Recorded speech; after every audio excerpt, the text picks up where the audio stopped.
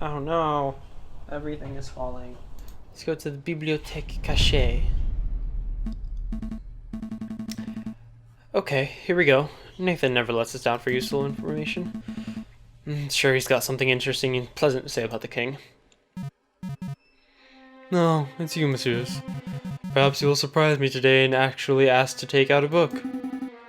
Nope, just the usual today. An endless stream of questions. You two need an encyclopedia. Well, go on then. Ask whatever drivel you want to ask. Have you ever met King Louis Philippe? I have. As a matter of fact, he occasionally drops by this library to check out books. Unlike some people. What sort of books does he check out, monsieur? Thick books. I believe the last one he checked out was an expansive history of the Macedonian Empire. I had no idea that the Majesty was interested in academic history. I'll make note. King Louis Philippe is a well-read and intelligent man. It must be said that the books are usually returned with footprints on the covers. This leads me to believe the king may just use them to stand on during speeches. Oh. We'll just leave that part out. Was there anything else? From your well-educated standpoint, is King Louis Philippe a good leader, as far as leaders go? Well, I can't fault the king's pro-business spirit. The big industry leaders love him. Oh, this sounds promising. Of course, this comes at the expense of everyone who isn't a bourgeois. The wealth divide is stronger than ever. Maybe not. You can forget about socially progressive policies. The king signs off all Guizot's backwards thinking policies. And of course, in terms of leadership and charisma, the king is about as personable as a rotten pear. That'll do, monsieur. Simple no would have sufficed. That'll be all. Thank you for your time and patience, monsieur. I look forward to your next round of idiotic questions. I really do. Huh. Is Nathan tsundere? Let's see. Let's go to Le Hall. I won't go to the palace until I'm done talking to everyone. Are we going shopping, Falcon? Maybe later. Maybe we need to find people who've spoken to the king. He's been known to pass through Le Hall on occasion, so maybe if we're lucky. Hey, messieurs, it's us, remember? We remember? What? We remember. Are you keeping well, madame? Absolutely, never been better. So what can I sell you today? Information. We're looking for positive stories about the king. I don't suppose you have any. The king? No, I have nothing to say about the king. The king's smelly egg thief. Quiet, child. You know what they say about the king having spies everywhere. Spies? Calm down, Sparrowson. The rumors of the king having an elaborate spy network are patently untrue. Then how do you explain the shutdown of banquets, huh? The government's clamping down on anyone who dissents, you know? Let's get this conversation back on track. Joey, can you tell us why the king's a smelly egg thief? My name's not Joey. It's nothing you need to concern yourselves with, messieurs. Please, go on, madame. Don't worry, we aren't spies. At least, I don't think we are. I know, I trust you guys. See, a couple of years ago, we were running a shop, an antiques and odds and ends shop. And we had an egg? It was this golden egg, super precious. We must have bought that thing for 200 francs, but it was easily worth 10 times that. We were planning on making a nice tidy sum for it. I see, an investment egg. So what happened? Well, one day we were visited by the king, no less, and old King Lou Phil showed an interest in our egg. So we were thinking this would be our chance to make bank, right? But then the geezer just goes and waddles off with it. Without paying you? Oh yeah, he paid us all right. What's this? The coin of one of the king's guards flipped our way. It isn't even French. I think this is British. It's one of those crazy imperial unit coins from a crazy imperial country. I have no idea what the British-French exchange rate is, but can we buy this off you, madame? Put your wallet away and keep it. It's worthless to me. Losing that egg bankrupt us. It's put us on the streets. But now we bounce back. Satin and Gambad, bound better than ever. That's excellent to hear. Anyway, we must take off. You've been a huge help, madame. We're going to kick that king's butt and get your egg back. Hold on, we're supposed to be the defense. The king is not a good person. Last place. Gotta see this fisherman. Oh, the not fisherman. What's your name again? Monsieur Kingsley, we need your help. Finally. It's about time someone around here appreciated my skills. Your fishing skills, right? The term is angling, wise guy. This has nothing to do with fishing. Let me cut the preamble. We're looking for people who have positive stories about the king. Would you happen to have any? Stories, huh? You came to the right guy. I have a whale of a story for you. I've changed everybody's voice, but it's been a while since I played, so. So the other day I was fishing, and I caught this monster of catfish. It was 2 meters long easily. Here we go. I caught a fish, and it was this big. Oh, sure, I drag a 90-kilogram falcon out of the water, and everyone buys it. I claim to catch one big fish, and suddenly everyone's a skeptic. Everyone's a skeptic. Please continue your story, Mr. Kingsley. Oh, right. So anyway, the king of all people happens to be walking by with his entourage. They all clapped and cheered and came over to see the fish. Then the king says, I'm hungry. Let's cook this fellow up. And then he just walks off with my fish. Can you believe that? I can believe that.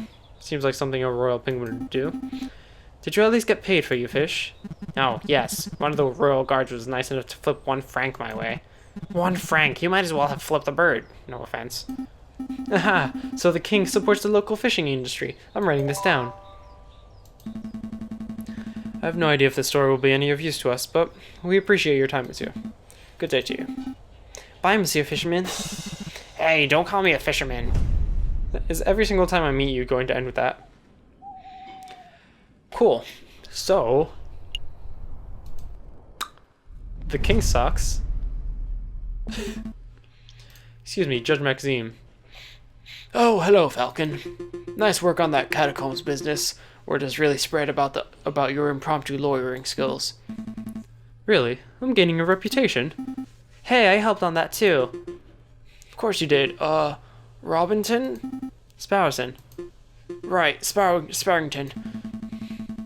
Judge Maxime, I don't suppose Monsieur Cocorico has filled you on what I'm supposed to be working on since then. No, he hasn't. How to put this? We're planning a trial of sorts. We intend on forming a case against, the king. Right, and, we want you to adjudicate.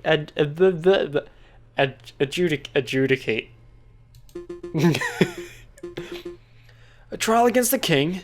Interesting. What are his exact charges? I'm not sure, to be perfectly honest. It seems more like Severance territory. If you aren't even sure of that, I don't think you're quite prepared for this trial. Maybe you should leave this to the lawyers who have a little more experience. I see. Well, thank you anyway. Let's make a move, Sparrowson. What about our judge? It doesn't matter. Let's focus on building a solid defense case for the king and wing it from there. Maybe we can even hold the trial without any judges at all. Just Cocorico, me, and the king in the middle. It's strange. Falcon, you're like your grandfather, and yet you're nothing like him. Wait, you knew my grandfather?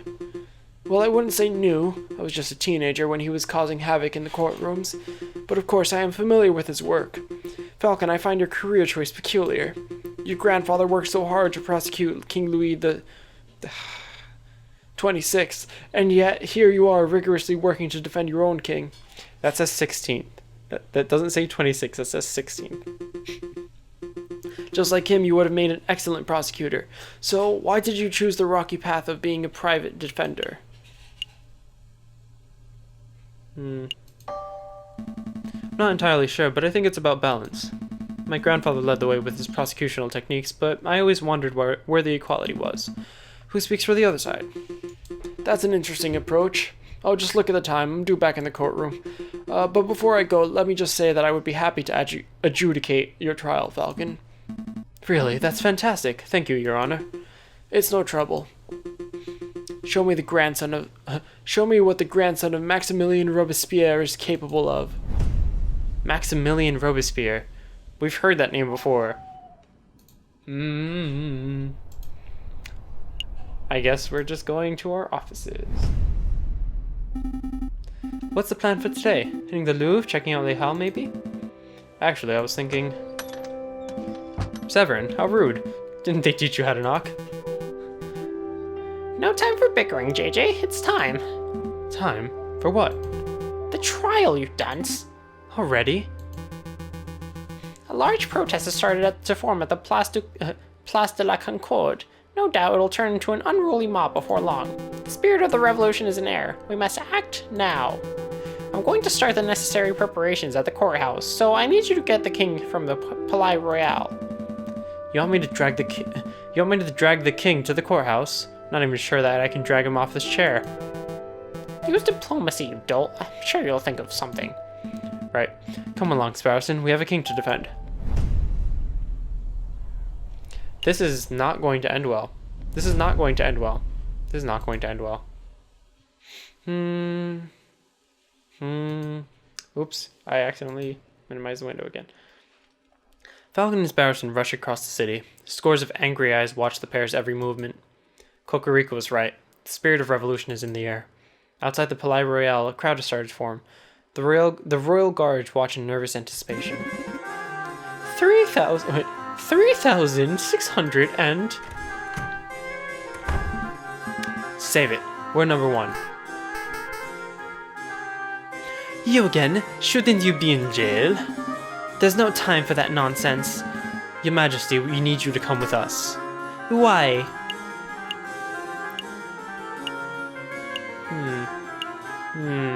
Diplomacy.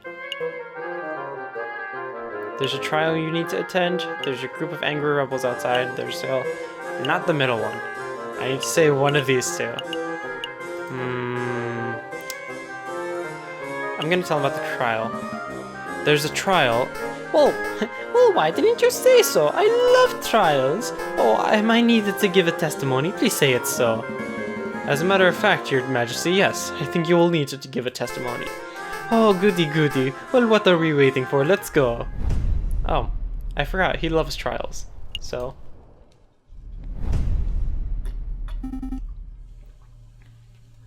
Did anyone spot us? I don't think so. It's still early. The crowds are only starting to form. With any luck, we could get this trial over with before anyone realizes what's going on. You. Uh-oh. Uh-oh. You treasonous scumbags, you actually captured the king! Captured? Clearly a joke, Your Majesty. Ah, very subtle. I like it. So it's true. You do intend to hold a trial. Your actions are utterly despicable. You are all on the same level as the filthy rebel dissenters. Do you intend to stop us, Inspector? On any other day I would. You are rotten lawbreakers through and through. I want nothing more to see you tried and punished for your traitorous stances. But I owe a debt to you, Falcon, and to Monsieur Cocorico. So you'll let us pass? I have ordered for a dozen National Guards to set up a perimeter around the entrance to the Palais de Justice. The rebels will inevitably catch word that the king is here. They will try to storm the building, and when they do, we will be ready to hold them off. That's amazing. Thank you, Inspector. Go on, before I change my mind. Thank you, Inspector Valerity. Very kind of you.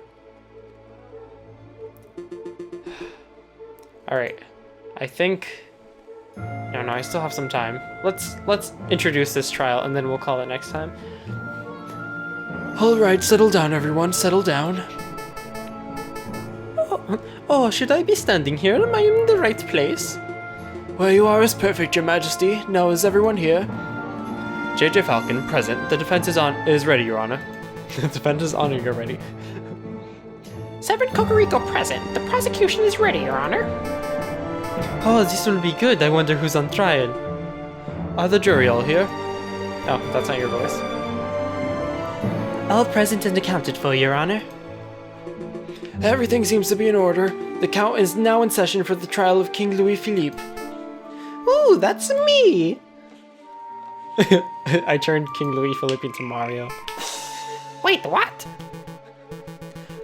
Calm down, Your Majesty. We're simply prosecuting you for a short list of 32 crimes against the French people. What is this madness? Did you set me up to this? Well, yes and no. We're your defense, your majesty. I am confused. The process is simple. I'll state a charge that is being leveled at you and present my evidence for the charge. You and your defense will then have the opportunity to present their own counter-evidence. I am even more confused. Just let us do the talking, your majesty. We're doing this for your own good. We wouldn't want you to end up like old Louis the 16th now, would we? Why did they not use the Roman numerals here? Let us proceed. Prosecution, present the first charge. King Louis Philippe, you're being charged with neglecting the lower classes of the nation. Your continued support of Guizot's outdated policies have resulted in the ever-growing wage gap. Poverty is rampant, animals are forced to be turned to begging, thievery, and burglary just to survive. How do you justify this vile attitude? Goodness, you're going straight for the jugular, aren't you? I'm a good person. I don't hate poor people. I feel a mild contempt for them, certainly, but don't we all? Please allow me to do the talking, your majesty. Severin, the king is far kinder to poor people than the general populace has been led to believe. Some would even describe him as a generous philanthropist. Who would describe him as a generous philanthropist? Some would. You're going to have to do better than that. Show me an example. Just one example of the king being generous to a poor person. That's all we got. Would this account work? I don't think so, Falcon. It's not really about a poor person, per se. Well, do you have any examples at all? No, we do not. We scoured the entire city and could not find a single anecdote of the king being generous to a poor individual. They're stalling. What a buffoon. Oh no, we lost a little favor with the jury. Oh dear. Outside the Palais Royal, protesters charge at the building gates, effortlessly overcoming the royal guards. Looters take the opportunity to overrun and ransack the building. Where on earth is that accursed king? Pierrot. No sign of him, ma'am. Rumors that he's gone and fled the building. Same as Guizot. The Prime Minister and the King both fled before we even started our assault. How's that even possible? Madame Beaumont, I found someone who may be of use. Oh dear. A royal guard? Nice find, Fontaine. Speak, Duck, tell us where the king is. You think me a common turncoat? I would have you know that I am the mighty Officer Beck. I would sooner die than betray my country. Okay. The Palais de Justice. A couple of lawyers came in and took him to the Palais de Justice. That was easy. Pierrot, Fontaine, gather the crowd. We're marching on the Palais de Justice. Alright. I messed up the first one. I think I was supposed to present Renard's story instead, which, to be honest, wouldn't help much, like at all. What are we up to? Charge 12? Please continue, prosecutor. Very well. King Louis Philippe, you stand accused of crushing small businesses in favor of supporting wealthier industry giants. Such a nepotic attitude only serves to discourage people from forming their own enterprises. I disagree. As a self-made businessman, the king has only shown his support for all businesses, big and small. Another ludicrous assertion from the defense. Prove me wrong, JayJay. When has the king ever shown support for a grassroots business? Grassroots?